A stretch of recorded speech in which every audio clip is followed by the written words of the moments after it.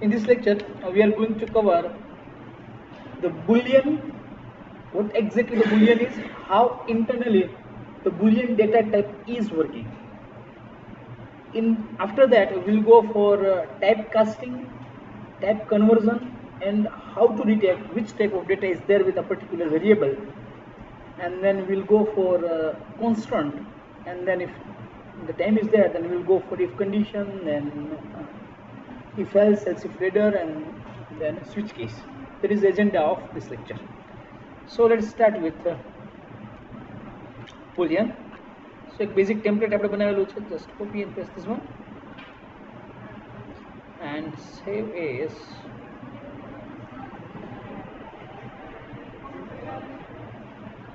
Yes, સંભળાતું નથી. Very good.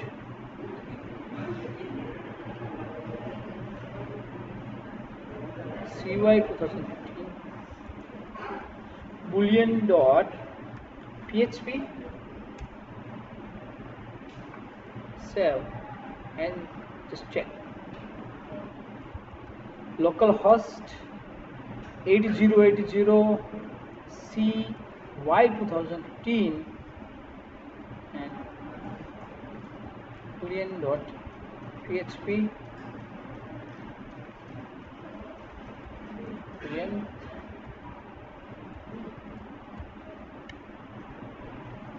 okay. આની પહેલા જ આપણે એરેના એક્ઝામ્પલમાં જોયું છે.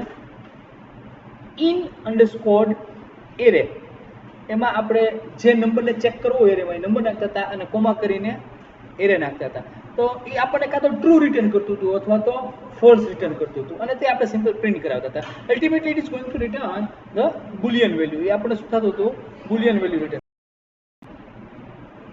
સો બુલિયન વેલ્યુ, તો સિમ્પલ આપણે બે વેરિયેબલ લઈએ, બે બુલિયન વેરિયેબલ લઈએ, એકમાં ટ્રુ સેટ કરીએ અને એકમાં ફોલ્સ સેટ કરીએ, અને સિમ્પલ આપણે શું કરીએ? પ્રિન્ટ કરીએ. સો PHP block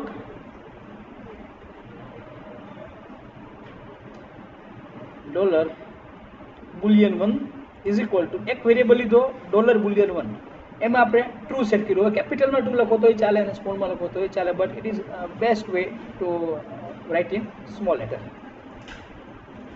boolean2 is equal to false. Okay, so now simple લખીએ આપણે $boolean1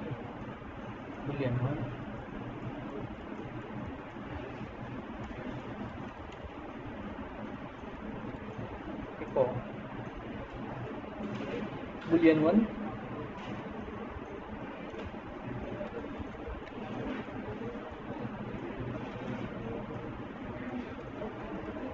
and boolean2 is equal to boolean2. તો અહીંયા આપણે શું કર્યું છે? એક વેરિયેબલ લીધો છે boolean1 કરીને, BOOL1, એની વેલ્યુ ટ્રુ સેટ કરી છે. boolean2 છે એની વેલ્યુ ફોલ્સ સેટ કરી છે, અને જસ્ટ ચેક કરીએ what is the value. It is printing. So boolean1 એમાં આઉટપુટ શું આવ્યું? 1, કારણ કે ટ્રુ રિટર્ન થયું. boolean2 છે એનું આઉટપુટ એકચ્યુઅલી ફોલ્સ રિટર્ન થવું જોઈએ, પણ ફોલ્સ વેલ્યુ હોય એટલે શું રિટર્ન કરે? નથિંગ, નલ, કાંઈ જ રિટર્ન કરે નહીં. સેમ આની પહેલાનું એક્ઝામ્પલ આપણે જોયું હતું, ઇઝ એરે. જો એરેમાં હતું તો 1 આવતું હતું, અધરવાઇઝ કાંઈ નહોતું આવતું. અલ્ટિમેટલી કાંઈ નહોતું આવતું ત્યારે ફોલ્સ તો રિટર્ન કરતું જ હતું, પણ જ્યારે ફોલ્સ રિટર્ન થાય એનો મતલબ છે નથિંગ. નથિંગ એટલે કાંઈ જ નહીં, નલ રિટર્ન છે, એટલે એની વેલ્યુ શું છે? કાંઈ જ પ્રિન્ટ થતી નથી. એટલે ખાસ તમારા મગજમાં રહેવું જોઈએ કે જ્યારે ટ્રુ રિટર્ન થાય છે ત્યારે 1 પ્રિન્ટ થાય છે, અને જ્યારે ફોલ્સ રિટર્ન હોય છે ત્યારે શું થાય છે? કાંઈ જ રિટર્ન થતું નથી. હવે આનો પ્રેક્ટિકલ એક્ઝામ્પલ કઈ રીતે ચેક કરાય? ભાઈ બુલિયન આ તો આપણે શું કર્યું? એક્સટર્નલી ટ્રુ અને ફોલ્સ અસાઇન કર્યું અને ચેક કર્યું, બટ અલ્ટિમેટલી તમારી પાસે કંઈક કન્ડિશન હોય અને ટ્રુ કે ફોલ્સ રિટર્ન થતું હોય ત્યારે જનરલી તમારે ચેક કરવાનું હોય. But we do have one basic example કે જેમાં તમે આ પ્રેક્ટિકલી ચેક કરી શકશો. ખાસ તમારી પાસે એક વેરિયેબલ છે, વેરિયેબલની અંદર એક વેલ્યુ અસાઇન કરી છે. Now you want to check whether the value is assigned or not. એક સિમ્પલ પ્રેક્ટિકલ એક્ઝામ્પલ લઈ લઈએ. એક મેં વેરિયેબલ લીધો dollar variable 1 is equal to એની વેલ્યુ મેં અસાઇન કરી 3. બીજો એક વેરિયેબલ લીધો dollar variable 2 is equal to શેની વેલ્યુ અસાઇન કરી કેટ. તો વેરિયેબલ 1 છે એની વેલ્યુ સેટ થયેલી છે કે નથી થયેલી? થયેલી છે. વેરિયેબલ 2 ની વેલ્યુ સેટ થયેલી છે કે નથી થયેલી? કે યસ થયેલી છે. તો હવે આપણે સિમ્પલ શું કરીએ, you will how one example. એક ફંક્શન છે એ ચેક કરી દેશે કે વેરિયેબલની વેલ્યુ સેટ થયેલી છે કે નથી સેટ થયેલી. So dollar variable 1 is set php echo is set નામનું ફંક્શન છે. ઇઝ સેટ નામનું ફંક્શન છે. એની અંદર આર્ગ્યુમેન્ટ શું પાસ કરવાની? કોઈ પણ વેરિયેબલ. તો જો આ વેરિયેબલની વેલ્યુ સેટ થયેલી હશે તો ટ્રુ રિટર્ન થશે. જો વેરિયેબલની વેલ્યુ સેટ નહીં થયેલી હોય તો શું થશે? ફોલ્સ રિટર્ન થશે. સેમ વે સે વેરિયેબલ 2 એન્ડ શું આવશે બે કેસમાં? 1. શું કરવા? કારણ કે વેરિયેબલ 1 છે એની વેલ્યુ સેટ થયેલી છે અને વેરિયેબલ 2 છે એની વેલ્યુ સેટ થયેલી છે. સો in both cases we are getting variable 1 is set yes true, variable 2 is set yes true. Variable 3 છે જો તો આપણી પાસે નથી, છતાં હું શું લખું છું? વેરિયેબલ 3 is set અને is set વેરિયેબલ 3, તો વેરિયેબલ 3 છે જ નહીં એટલે સેટ થયેલો જ નથી. સો આ કેસમાં શું આવશે? કાંઈ જ નહીં આવે. વેરિયેબલ 3 સેટ નહીં. સો there is one function is set. ક્યારે જરૂરિયાત પડશે is set ની ખાસ? હા, ફોર્મ જ્યારે સબમિટ થયું હોય ત્યારે કાંઈ વેલ્યુ રિટર્ન થયેલી છે કે નહીં ચેક કરવા માટે એની value is set a particular value ત્યારે થાય. બીજું તમારે જરૂરિયાત પડશે જ્યારે will work with the login session variable છે ઇઝ સેટ થયેલા છે કે નહીં. સિક્યોર એપ્લિકેશન યુઝરનેમ નાખો, પાસવર્ડ નાખો, લોગિન કરો, પછી તમને કંઈ એક્સેસ કરવા દે ત્યારે તમારે ચેક કરવું પડશે ભાઈ is set a particular login or not. એટલે જ્યારે સેશનનો કન્સેપ્ટ આવશે આપણે ત્યારે આનો ખાસ યુઝ થશે.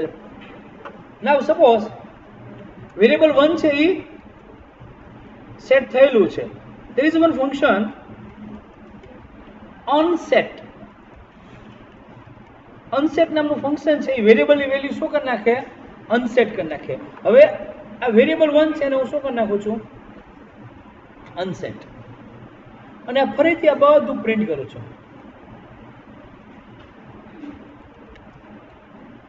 ફરીથી જો વેરિયેબલ 1 ની વેલ્યુ શું છે? અહીંયા 3. વેરિયેબલ 2 ની વેલ્યુ શું છે? કેટ. એટલે અહીંયા આવ્યું વેરિયેબલ 1 સેટ છે યસ એટલે અહીંયા 1 આવશે. વેરિયેબલ 2 સેટ છે યસ 1 આવશે. વેરિયેબલ 3 છે જ નહીં એટલે અહીંયા શું આવશે? કાંઈ જ નહીં આવે. હવે અહીંયા મેં શું કર્યું? વેરિયેબલ 1 ને અનસેટ કરી નાખ્યો એટલે વેરિયેબલની વેલ્યુ અનસેટ થઈ ગઈ. હવે ચેક કર્યું વેરિયેબલ 1 સેટ છે નહીં એટલે અહીંયા કેસમાં શું આવશે? કાંઈ જ નહીં. વેરિયેબલ 2 સેટ છે યસ એટલે 1 આવશે. વેરિયેબલ 3 સેટ છે નહીં એટલે શું? કાંઈ જ નહીં આવે. So let us check the output. 1 1 હતું તો વેરિયેબલ 1 ને અહીંયા આપણે શું કર્યું છે? વચ્ચે અનસેટ કર્યું છે. So this is what is set is a function which will return whether a value of particular variable is set or not, and unset is a function which is going to unset the value of a particular variable. જેવી રીતે is set છે ને એવી જ રીતે એક બીજું એક ફંક્શન છે is empty. let us check variable 4. એક વેરિયેબલ 4 લઈ લઉં છું. Dollar variable 4 is equal to hi. આ સ્ટ્રિંગમાં કંઈક વેલ્યુ છે, સ્ટ્રિંગ એમ્પ્ટી નથી. સો variable 4 is empty php empty simple. empty is a function કે જેની અંદર હું વેરિયેબલ 4 પાસ કરું છું. વેરિયેબલ 4 એમ્પ્ટી છે નથી? એમ્પ્ટી બરોબર છે. સો એમ્પ્ટીમાં શું આવ્યું? ફોલ્સ રિટર્ન થયું. હવે આ વેરિયેબલની વેલ્યુ શું કરી નાખું છું? એમ્પ્ટી સ્ટ્રિંગ કરી નાખી મેં. તો હવે વેરિયેબલ 4 એમ્પ્ટી છે યસ. એમ્પ્ટી છે તો શું આવશે? Variable 4 is empty yes is set છે, હા સેટ થયેલી છે જો એમ્પ્ટી સ્ટ્રિંગ થી. સો ઇઝ સેટ એટલે એની વેલ્યુ સેટ થયેલી છે કે નહીં, અને is empty any value empty છે કે નહીં. હવે સપોઝ વેરિયેબલ 4 છે એમાં હું 0 કરું છું તો ઇઝ એમ્પ્ટી શું આવે? ઇઝ સેટ ને ઇઝ એમ્પ્ટી છે, એમ્પ્ટી છે ના એમ્પ્ટી નથી, ના જો એમ્પ્ટી છે. 0 ને PHP એમ્પ્ટી કન્સિડર કરે છે. હવે હવે આ લોજિકલી જુઓ તો આ શું આવે? સ્ટ્રિંગમાં 0 લખો તો હવે તો એમ્પ્ટી નો કહેવાય ને, છતાં PHP આને એમ્પ્ટી કહે છે. એટલે એમ્પ્ટી એટલે શું? સ્ટ્રિંગ 0, કાંઈ જ નથી સ્ટ્રિંગમાં, અથવા તો 0 ઇન્ટીજર વેલ્યુ, અથવા તો સ્ટ્રિંગની અંદર 0 લખ્યું છે. In all cases it returns empty. પણ આ લોજિકલી ખોટું કહેવાય કે નહીં? સ્ટ્રિંગની અંદર 0 નાખ્યો છે, મેં વેલ્યુ નથી નાખ્યો, તો એનો મતલબ શું છે? ઇન્ટરનલી છે સ્ટ્રિંગની વેલ્યુ, વેરિયેબલ 4 ની અંદર શું છે? સ્ટ્રિંગમાં 0 છે, છતાં PHP એ વેલ્યુ 0 તરીકે કન્સિડર કરી નાખ્યું, ટાઈપ કાસ્ટિંગ કરી નાખ્યું.